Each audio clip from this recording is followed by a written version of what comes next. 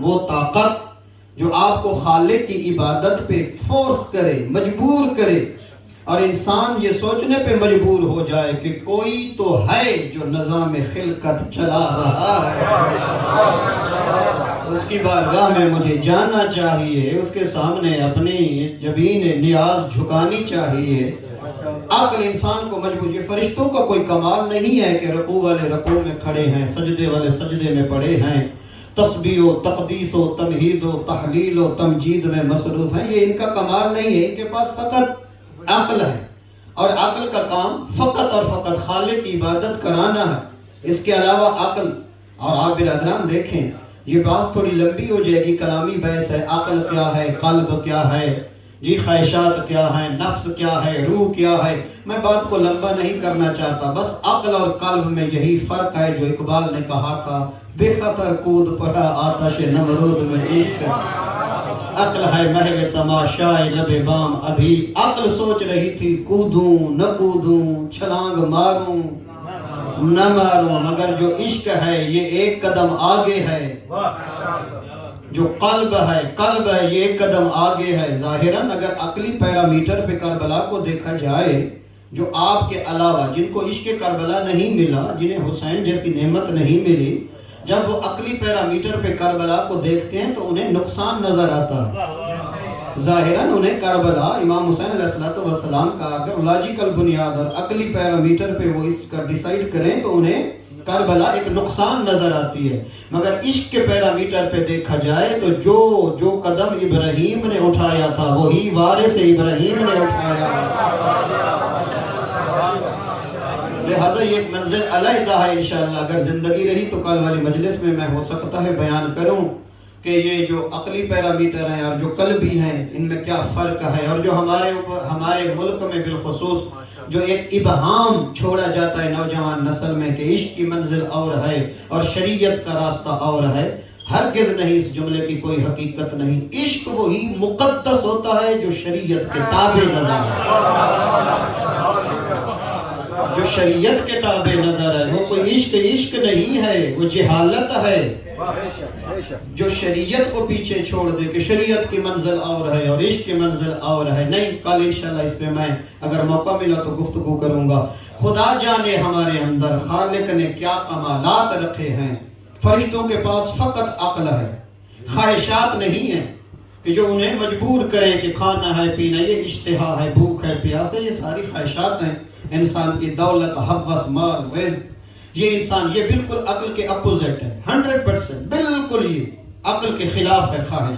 اللہ نے فرشتوں کو خواہشات عطا نہیں فرمائی، اور جو حیوان ہیں یہ بالکل ان کی خلقت 100% فرشتوں سے مختلف ہے، وہ فقط عقل محض رکھتے ہیں، یہ فقط خواہش محض رکھتے ہیں۔ حیوان کے پاس شعور ہے، عقل نہیں ہے۔ عقل فقط انسان اور انسان سے جو بالا خلقت ہے ان کا خاصہ ہے۔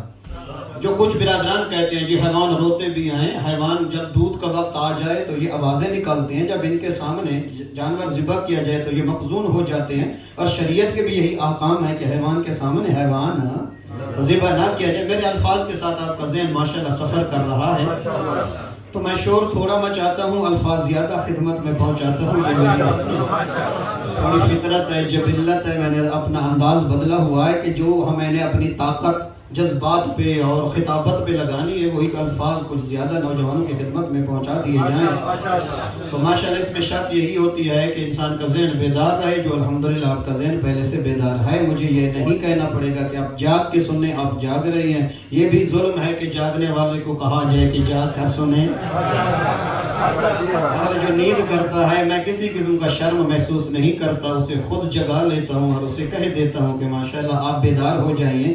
اور کچھ نوجوان ہیں جو موبائل سے کام لیتے ہیں، آپ کسی ایک دوست سے کانٹیکٹ میں ہوں گے یا آپ ایک عالم اس یہ جو گلوبل ویلیج ہے نا، آپ اس میں کانٹیکٹس میں ہوں گے، لیکن مجلس حسین یہ وہ یونیورسل ٹروتھ ہے کہ آپ فقط زمین پہ رابطے میں نہیں ہیں،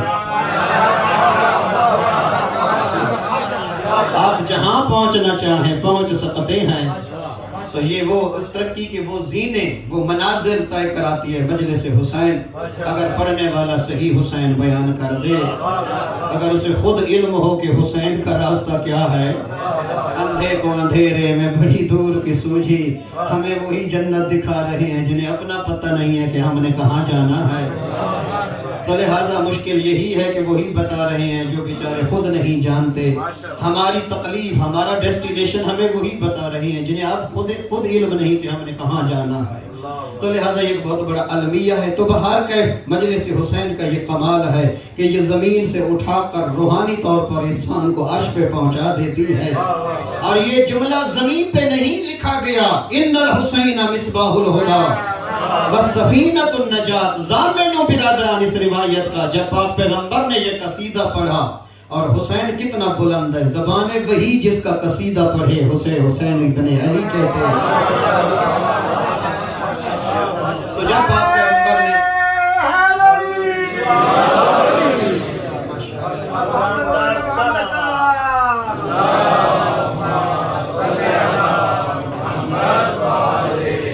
जब मस्जिद नबी में पाक पैगंबर ने हुसैन इब्न अली को आते हुए पाया, देखा, तो पाक पैगंबर ने फरमाया था, मरहबन बेका या ज़ैन अस्समावात वल अर्ज़, ऐ ज़मीन व आसमान की ज़ीनत हुसैन खुश आमदीद। ये उबई बिन काब मजमा में बैठे थे और कहा था, या रसूल अल्लाह, हमारा तो अकीदा आपके बारे में यही है कि आप आसमानों की ज़ीनत हैं। एक छोटे से बच्चे को ज़ैन अस्समावात वल अर्ज़ इस लक़ब से क्यों मुलक़ब फरमाया हुसैन को? आपके होते हुए आप ये जुमला कह रहे हैं। सुल्तानुल अंबिया ने फरमाया, उबई बिन काब, तूने ज़मीन पे हुसैन को देखा है, काश तुझे इल्म होता कि अर्श वाले हुसैन से कितनी मोहब्बत करते। फरमाया, जब मैं मेराज पे गया और अर्श इलाही का नजारा किया, मैंने अर्श इलाही की राइट साइड पे यमीनन देखा, वहां ये जुमला खालिक ने नस्ब कराया, लिखवाया, इन्नल हुसैन मिसबाहुल हुदा वस्सफीनतुन नजात। दुनिया में हिदायत चाहता है और आखिरत में नजात चाहता है तो तुझे हुसैन के दरवाजे पे आना पड़ेगा। हुसैन पे बुलंदतर सलावत।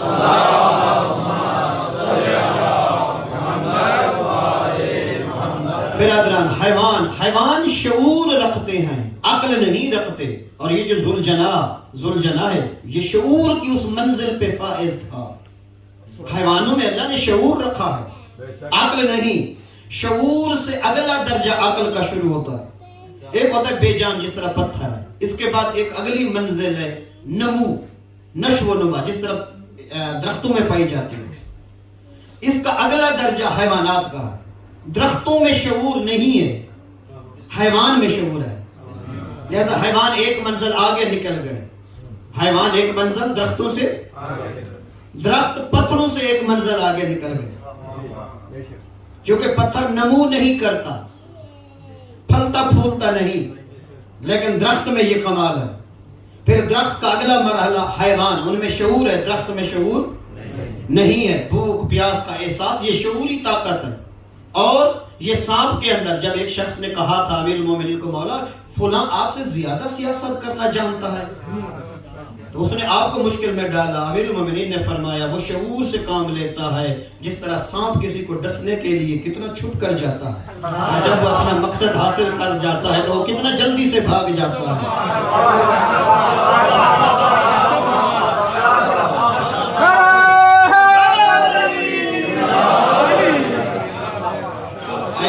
अली अक्ल के अंदर रहकर, अली माउबदा बिहिर रहमान।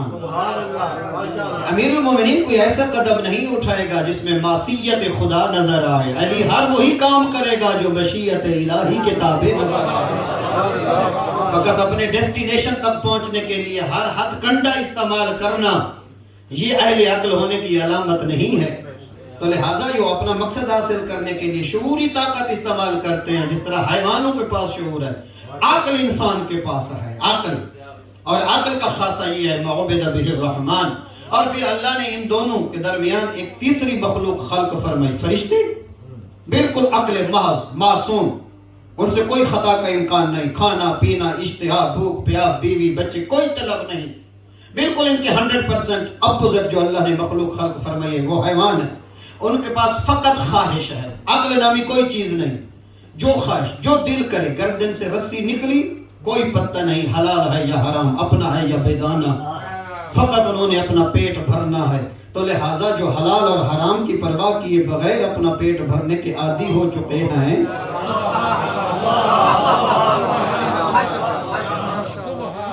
سبحان اللہ، کیونکہ اگلی آیت میں یہی تلاوت کروں گا، اولئک کالانعام، یہ قرآن کہہ رہا ہے، یہ قرآنی ٹرم ہے۔ تو میرا محترم، پھر خالق نے ان کے درمیان ایک تیسری مخلوق خلق فرمائی جسے انسان کہتے ہیں۔ ایک صفت فرشتوں سے اٹھائی عقل والی، اور ایک صفت حیوانوں سے خواہشات والی۔ انسان ان دو چیزوں کا کمبینیشن ہے، خواہشات بھی ہیں اور عقل بھی ہے۔ اور پھر خالق نے عقل جیسی نعمت عطا کر کے خالق نے آواز قدرت ہے، انسان تجھے حیوانوں والی طاقت بھی عطا کی ہے، خواہشات، اور فرشتوں والی طاقت بھی عطا فرمائی ہے، عقل۔ اب فیصلہ تم نے کرنا ہے، عقل سے کام لے گا تو فرشتوں سے افضل بنا دوں گا، اور اگر خواہشات سے کام لیا، اولئک کالانعام بل ہم اضل، فقط پھر تو حیوانوں کی صف میں نہیں، حیوانوں سے بدتر بنا دوں گا، کیونکہ حیوانوں کے پاس فقط خواہش تھی، عقل نہیں تھا۔ تو نے عقل کے ہوتے ہوئے خواہش سے کام لیا تو پھر حیوانوں کی صف میں نہیں، حیوانوں سے پست تر نظر آئے گا۔ تو لہذا جنہوں نے خواہشات سے کام لیا ہے وہ کبھی آل محمد کے مخلص نہیں بن سکے، اور جنہوں نے عقل سے کام لیا ہے وہ ہمیشہ حسین ابن علی کے ساتھ نظر آئے ہیں۔ سلامتی علماء حق بلند تر صلوات۔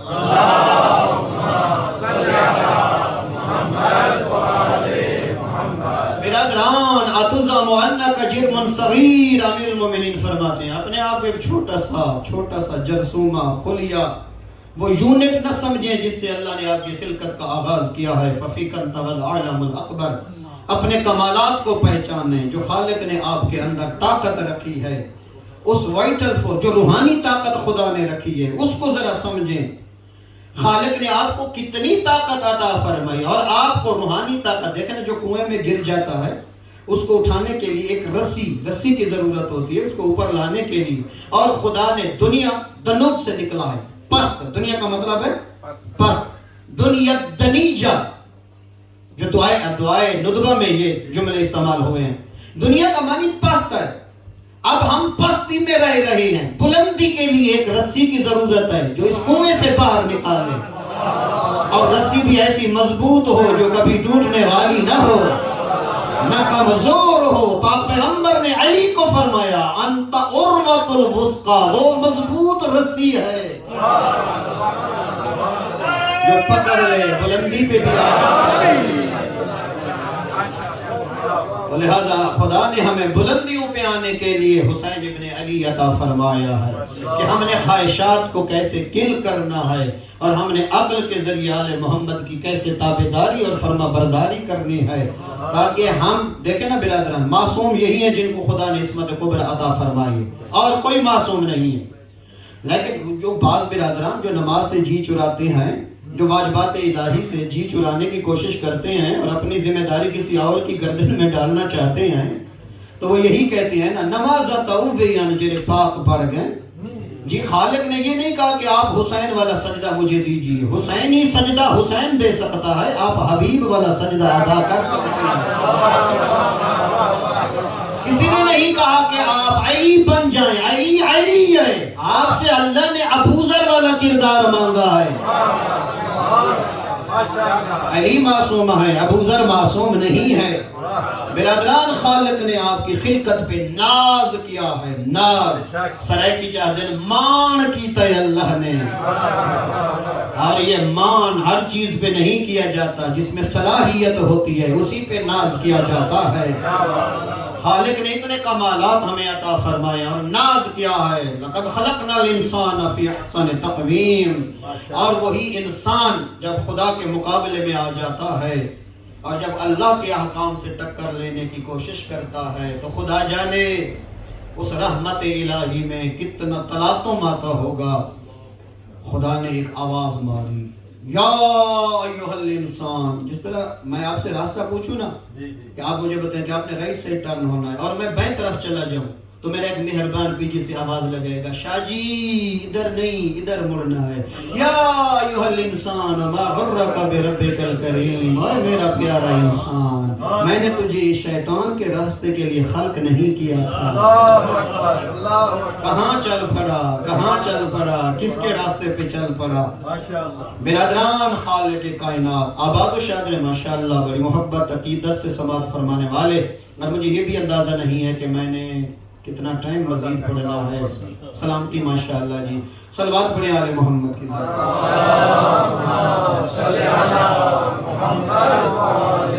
ہاں اگر ہم اور آپ لوگ اپنی خلقت کو بھول چکے ہیں، ماشاءاللہ کچھ چیزیں ہیں جو انسان کو اپنی اصلیت بھلا دیتی ہیں۔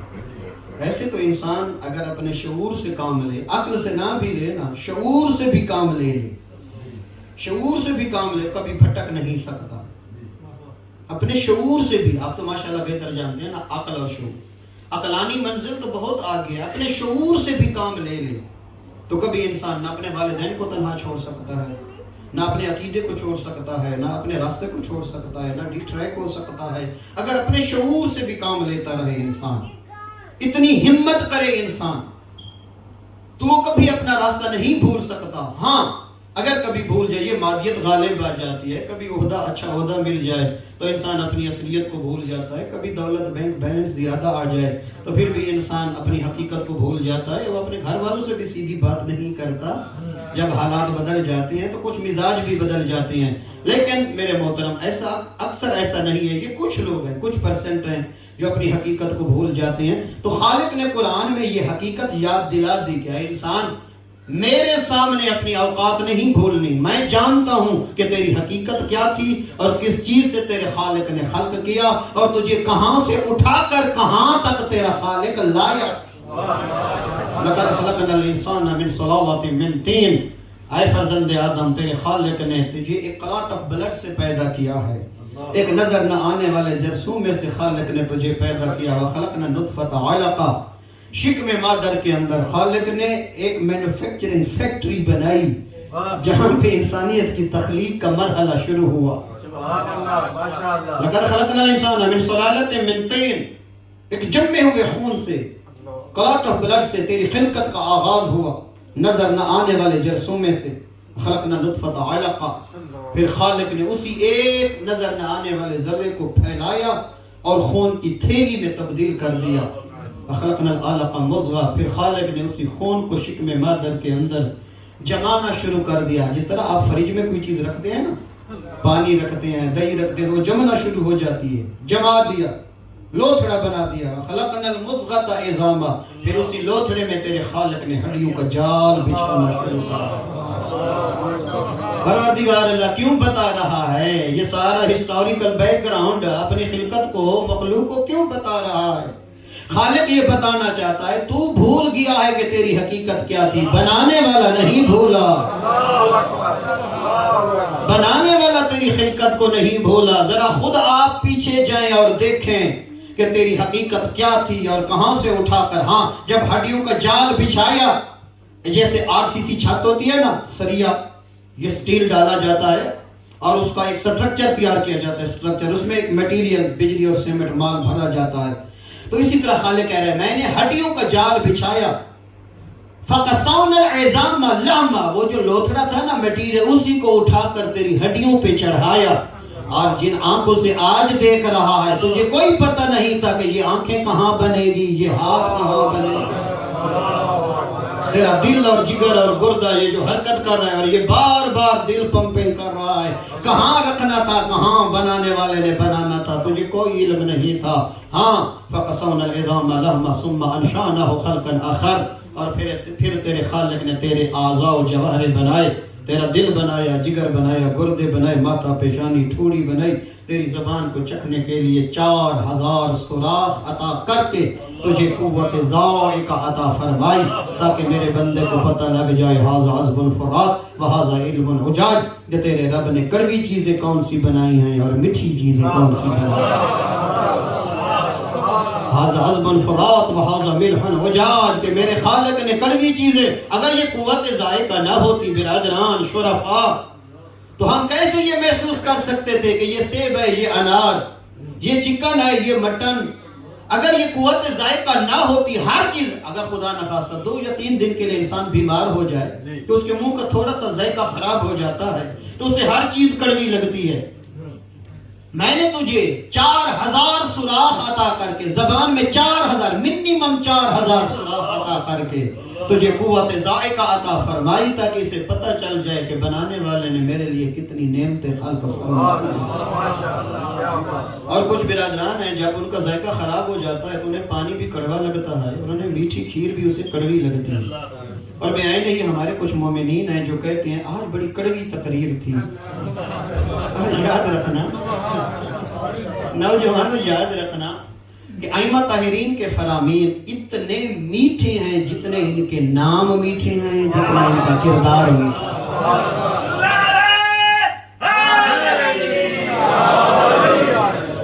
دیکھیں معصوم ہر حوالے سے کامل ہوتا ہے، ہمارا عقیدہ ہے نا، ہر کمال معصوم کے اندر خالق نے رکھا ہے۔ کوئی ایسا کمال نہیں جسے کمال کہا جائے علی و بطول اور بطول کے 9 معصوم بیٹوں میں نظر نہ آئے، یہ ہو بھی نہیں سکتا۔ تو اگر ہر حوالے سے کمال ہے تو ان کی کلام میں بھی کمال ہے۔ کلام الامام ہے، امام الکلام، امام کا کلام بھی لوگوں کے کلام کا امام نظر آتا ہے۔ اور مسئلہ یہ ہے کہ ہمارے مومنین کو کبھی کبھی یہ فرامین کڑوے کیوں لگتے ہیں، اور اکثر کہتے ہیں کہ جی آج بڑی کوڑی تقریر ہے۔ ٹھیک ہے، فرمان تو صحیح ہے لیکن موقع نہیں بیان کرنا، نہیں تھوڑا تھوڑا اس کے اوپر کوئی مثالیں لگاتے تھے اور کوئی چٹپٹا کر دیتے مجلس کو۔ یہ پوری مجلس بوریت پہ مبنی تھی۔ مومنین اکرام کیا خیال ہے؟ یہ فرامین اتنے میٹھے ہیں جتنے ان کی ذات اور نام میٹھا ہے، ہمیں کڑوے کیوں لگتے ہیں؟ ہمارا مسئلہ یہ ہے جس طرح کسی شخص کو بخار ہو جاتا ہے اور اس کے منہ کا ذائقہ خراب ہو جائے تو اسے سیب بھی کڑوا لگتا ہے، گناہوں نے ہمارے دلوں کو اتنا زنگ آلود کر دیا ہے کہ اب حسین کا فرمان ہمیں کڑوا لگتا ہے۔ نعرہ تکبیر، نعرہ رسالت، نعرہ حیدری، اور محمد و اہل بیت محمد صلوات۔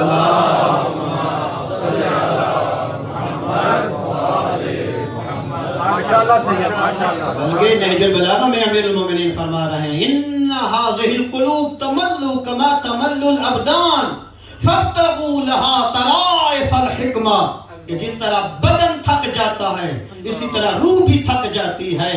بدن کے لیے استراحت کی ضرورت ہے، تھکے ہوئے روح کو استراحت کے لیے 14 کے فرامین کی ضرورت ہے۔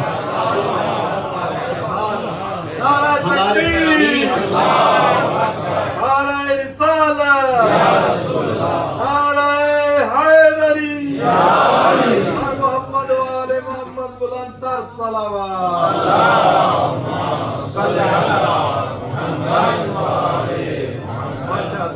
یہ ہمارے روح کی غذا ہے اور یہی وجہ ہے کہ کبھی کبھی دیکھیں نا، ایک جملہ کہا جاتا ہے چھوٹا منہ اور بڑی بات۔ ٹھیک ہے، یہ عیب ہے، چھوٹے منہ سے بڑی بات کا نکلنا عیب ہے۔ اس سے ایک بڑا عیب بھی ہے جب بڑے منہ سے چھوٹی بات نکلے،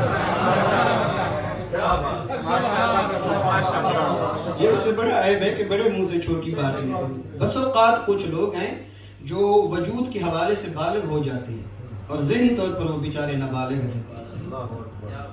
اب بدن اس وقت طاقتور ہوتا ہے اور اس وقت یہ جنریٹ کرتا ہے، اس وقت اس میں نشو و نما ہوتی ہے جب ہم خوراک کھاتے ہیں، غذا پانی، اور اگر خدا نہ خواستہ کوئی بچہ کمزور ہو تو والدین ڈاکٹر کے پاس لے جاتے ہیں کہ یہ کچھ نہیں کھا پی رہا اور اس کا وزن کم ہو گیا ہے، تو لہٰذا ہم وجود بڑھنے پہ توجہ دیتے ہیں۔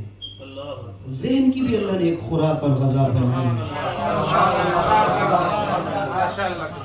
فقط ہم نے بچوں کی جنریشن اور بچوں کی وجود اور باڈی پہ توجہ دی ہے کہ کمزور ہیں کب طاقتور بنیں گے۔ بھائی ذہن کے بارے میں بھی سوچیں، ذہن نے بھی نشو و نما کرنی ہے اور اسے بھی خوراک کی ضرورت ہے۔ جس طرح بدن کی نشو و نما کے لیے دودھ، پھل اور غذا کی ضرورت ہے، اسی طرح ذہن اور روح کی پرورش کے لیے آل محمد کے فرامین کی ضرورت ہے۔ اگر اولاد کو خوراک دیں گے، غذا اور دودھ دیں گے، بدن جوان ہوگا، ذہن نابالغ رہ جائے گا۔ सफेद दाढ़ी भी हो जाएगी मगर उनकी कलाम संजीदा नजर नहीं आएगी। अगर आप चाहते हैं आपकी औलादें दोनों हवाले से कामिल नजर आएं, जिस तरह खुराक पे तवज्जो दी है इसी तरह तरबियत के लिए आले मोहम्मद के फरामीन सुनाए जाए। तो लिहाजा हमने मजालिस में भी आले मोहम्मद के फरामीन पढ़ने छोड़ दिए हैं। हमारा मसला क्या है? हम आपके रवियों के असीर हैं, हम आपके रवियों के कैदी बन चुके हैं। हमने आपके बिहेवियर के मुताबिक मजलिस पढ़नी होती है और एक फरमान अगर कोई भूल के पढ़ भी ले तो वो 3 मरतबा सुनने वालों से माजरत करता है। माजरत जी तुम्हारी तबीयत गिरां तो नहीं गुजरा खुदा दा बंदा, अगर तूने मासूम का फरमान पढ़ने के बाद वो घर जो मासूम से मंसूब है, वो मिंबर जो मासूम से मंसूब है और वो अज़ादार जो मासूम से मंसूब है, उनके सामने मासूम का फरमान पढ़ने के बाद अगर 3 मरतबा तुझे माजरत करनी पड़ी है कि मोमिनीन आप नाराज तो नहीं हो रहा है, बदबख्त फिर इस मिंबर पे आने की जरूरत क्या है? मासूम का एक फरमान पढ़ने की भी हिम्मत नहीं हो रही, वो भी मासूम के चाहने वालों के सामने, वो भी हुसैन के अज़ादारों के सामने हुसैन का फरमान। और इंसान पूछ रहा है क्या आप नाराज तो नहीं हो रहे? जो हुसैन का फरमान सुनने के बाद नाराज होता है वो जाए जहन्नम, जिसे हुसैन का फरमान अच्छा नहीं लगता।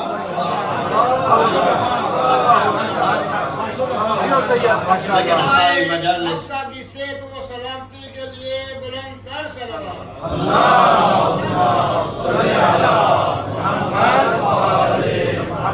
लेकिन मोमिनीन जो बात मानने की है वो हमें माननी चाहिए, इसमें आप लोगों का कसूर नहीं है। उन्हीं लोगों का कसूर है जो मिंबर पे आए और उन्होंने इतनी खयानत की कि आले मोहम्मद के मानने वालों को आले मोहम्मद के फरामीन नहीं सुनाए, अपना कलाम सुनाया, अपने ख्यालात सुनाए, अपने आइडियाज सुनाए और जिनका मिंबर था हर चीज अपनी सुनाई, जिनका मिंबर था उनकी एक बात भी नहीं सुनाई गई। मैंने ये लिखा, वो मैंने पढ़ा, जो मैंने लिखा, जो अमीरुल मोमिनीन ने बोला वो मैंने नहीं सुनाया। यही दरमियान में गायब आया है हमारी तरबियत में, जिसकी वजह से हमारी नौजवान नस्ल डिट्रैक हो रही है और आज वाजबात से हम लोग जी चुरा रहे हैं। लक़द ख़लक़नल इंसाना मिन सुलालतिन मिन तीन, वक्त बड़ा तेजी से जा रहा है और ये वक्त बेरहम तलवार है और इसका पहिया इतनी तेजी से घूमता है, ये बड़ी तेजी से बच्चों को जवान, जवानों को ज़ईफ और बूढ़ों को कब्र की ज़ीनत बना देता है।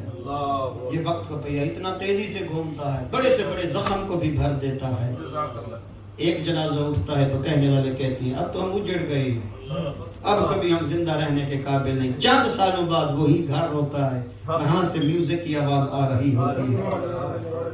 ये वक्त का जालिम पहिया बड़े से बड़े जख्म को भर देता है। तो लिहाजा इस कायनात में सबसे कीमती चीज जो अल्लाह ने हमें अता फरमाई है वो वक्त है, वो वक्त है। नौजवान अपने वक्त को संभालें, अपने वक्त की कदर करें। जिस डिपार्टमेंट में हैं, जिस जगह पे आप खड़े हैं, एक एक लम्हा, एक एक लम्हा। और अगर आप चाहें ना, कुछ बंदे समझते हैं कि इबादत आइसोलेशन का नाम है। मुसल्ले पे बैठ गए, मैंने ना आपसे कलाम करना है ना उनसे कलाम करना है, बस मुझे डिस्टर्ब नहीं करना, ना बच्चों से कलाम करनी है ना औलाद से कलाम, बस मैंने 1000 मरतबा तस्बीह पढ़नी है। नहीं मेरा मोहतरम, जो आले मोहम्मद ने हमें सिखाया है, आप जहां बैठे हैं आप चाहें तो अल्लाह की इबादत कर सकते हैं।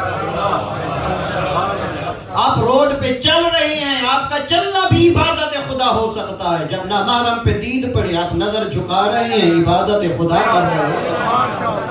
जब बोल रहे हैं, सच बोल रहे हैं, आप इबादत खुदा कर रहे हैं। और जब सुन रहे हैं कोई गाना, गलाजत, गीबत और तोहमत नहीं सुन रहे, आपका सुनना खालिक इबादत शुमार करें। और जो आप अपनी जॉब ड्यूटी कर रहे हैं, आप अपना वक्त बचा रहे हैं, फकत वक्त नहीं बचा रहे बल्कि आप इबादत खुदा कर रहे हैं।